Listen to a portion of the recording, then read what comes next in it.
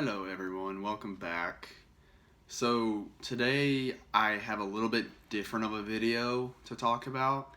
This is actually kind of coverage of an event that recently happened in the basketball media world.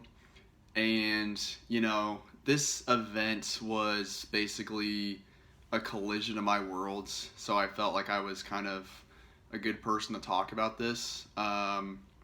So I'm going to put a link to the New York Times kind of expose on this, but basically what happened was Rachel Nichols, who is a reporter for ESPN, she's been around for a long time. She's worked for Sports Illustrated and I think maybe some other places, and she's very well known in basketball circles, and she is a pretty important part of ESPN's basketball coverage in general, and she is generally or always a part of the finals coverage, which is kind of relevant because the finals start tonight. And there was a story last summer, which, was a different year because of COVID.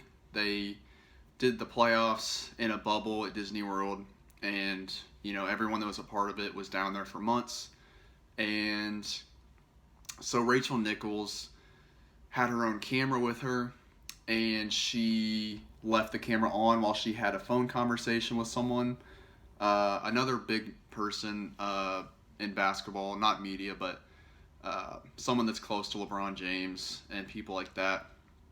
And she had a phone conversation with him that was accidentally recorded through this camera and got uploaded into ESPN's servers, which other employees can view.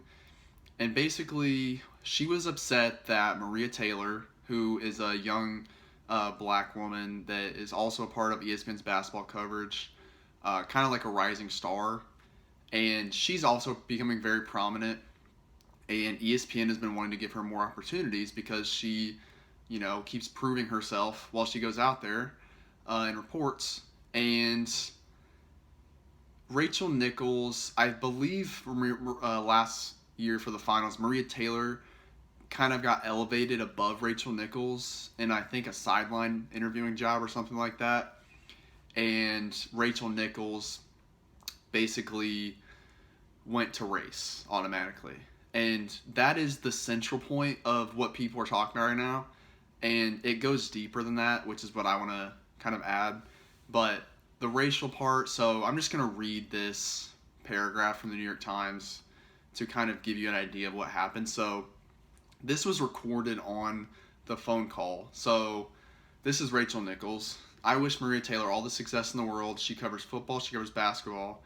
If you need to give her more things to do because you are feeling pressure about your crappy long-time record on diversity, which, by the way, I know personally from the female side of it, go for it. Just find it somewhere else. You are not going to find it from me or taking my thing away. So this automatically is a huge red flag because she's essentially saying, she gives this whole thing oh, I like her, but she got the job because she's black.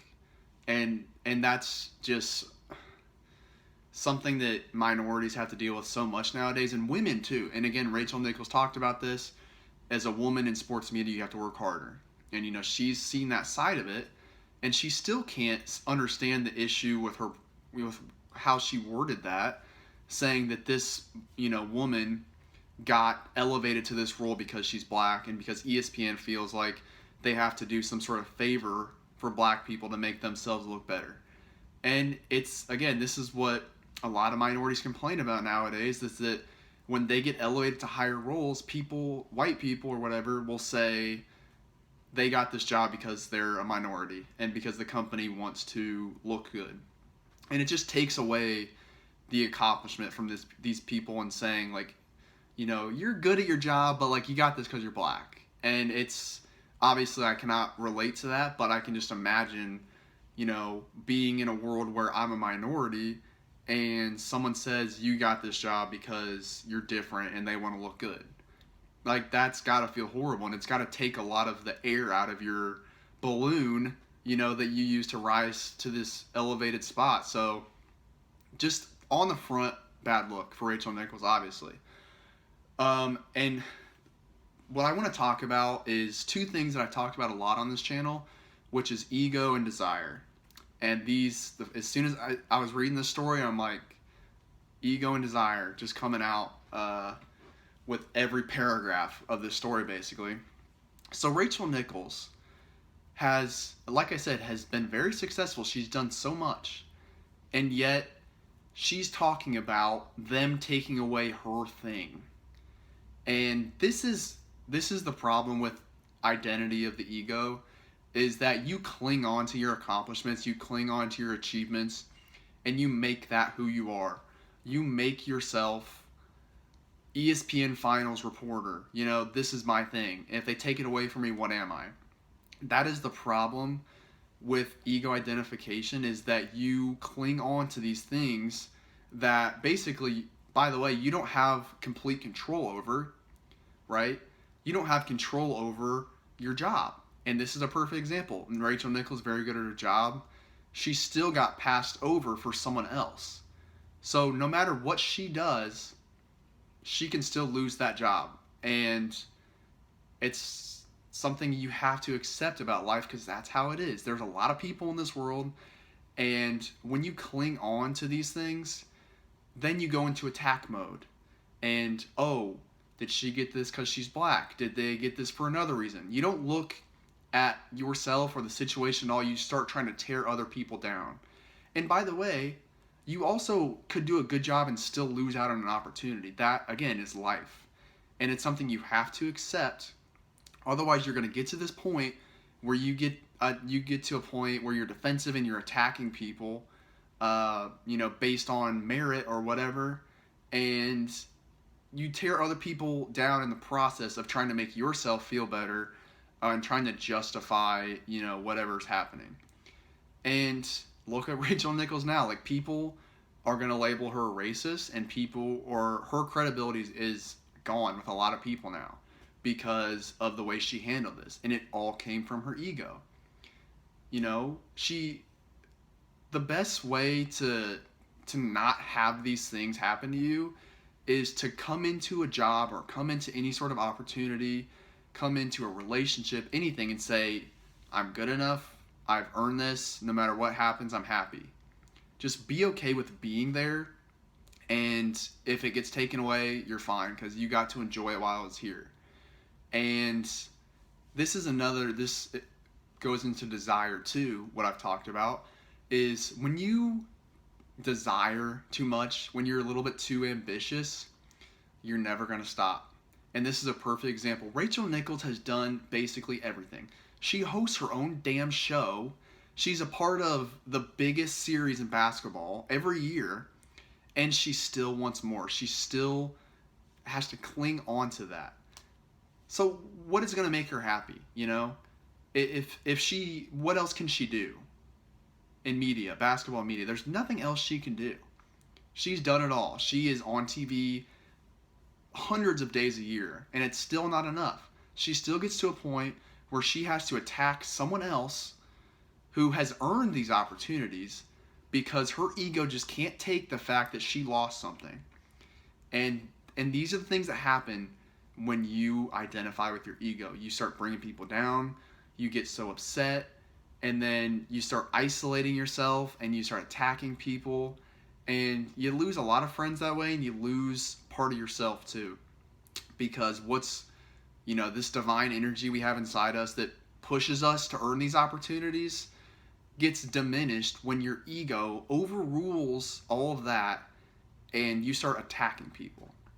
And this is another thing I've really been thinking about lately, and I may make another video about this, but if you look at anything as competition in life, you are going to lose.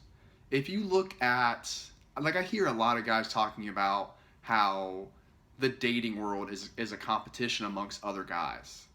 And I think if you look at it that way, you're going to lose. Because once you actually do lose, you start to get down on yourself, and, that can turn into a whole bunch of other things. Like, why can't this world just be, we get what's meant for us, and that's it, and everyone else gets what's meant for them. We don't have to collect as many things as we can. you're just going to end up losing that battle. If you want to be richer than the next guy, that just goes back to comparison and the troubles that causes. And, you know, again, that's desire kicking in too. It's just the more you want to beat people out, you're going to isolate yourself and you're probably going to hurt others along the way. And I saw a quote, I forget where it was from, but it said we own two things in this life: moments in time and our soul. Okay? So Rachel Nichols she's owned her moments. She has done a lot, as I've said. And at this moment she has lost her soul because she let her ego diminish everything she's earned, and her credibility is gone now. And I wouldn't be surprised if her role at ESPN starts diminishing over time because of this. Because, again, really bad look for the company. And this is, as she said herself, this company has handled diversity, very poorly, especially compared to a lot of other media companies. And no media companies get it perfect, but ESPN has definitely done a bad job with it. But this is just a perfect example of what the ego can do to you and how it can destroy you and everything you've earned. And there's a lot of chatter about this, and again, most of it's racial, which obviously it should be because that's the main issue. But again, it goes deeper than that. All of our issues with other people are from our ego. Oh, I don't like that black person, they're different than me, or I don't like that woman because she's a woman. We like to put ourselves in groups of similar people, and we don't like to be challenged and taken out of our comfort zone. And when we see a member of a different group do something that might hurt us, we get all crazy like Rachel Nichols did. And it's just a really sad truth of the ego, and why I'm so passionate about informing people of what it can lead you to, because this is what can happen. You let the ego take over, and all that you've worked for is gone because you let one moment get the best of you. And who knows what she says behind the scenes too. This just happened to be one instance that was recorded. Maybe it was the only instance. We'll never know. But this is what people are going to remember now. And this is why you have to just be okay with yourself. Don't let other people's actions impact you and impact what you say. Otherwise, you're going to hurt someone like Rachel Nichols did with Maria Taylor, and you're going to make yourself look really bad, and you're probably going to end up feeling bad about it. And if you don't feel bad about it, then the ego's still winning because you feel justified in what you said, and the ego's going to get defensive because people are attacking you. And you have to just look at yourself, what you've done, and put it in the past, because the past, this is all out there. So Rachel Nichols has to accept that. And again, whatever happens with her career from now on, we'll have to watch and see. But either way, the credibility's gone with a lot of people. And I personally have never been a huge fan of her coverage in any way. So for me, I definitely am not really interested in hearing her talk anymore about anything. And I'm not even a person that's going to call her racist, because, we all jump these days to just labeling everything racist. And again, I get it. This moment was racist. I'm not going to go as far as calling her a racist in general based on one action. But, that's just me. A lot of other people are going to do it. And again, very understandable. So obviously would love any comments down below with your opinion. And I'm going to keep watching out for stories like this, because I think this is a good way to just inform people, again, what your ego can do, how it can bring you down. So Rachel Nichols, major screw up, and she's going to face the repercussions of that because of her ego. So have a good one.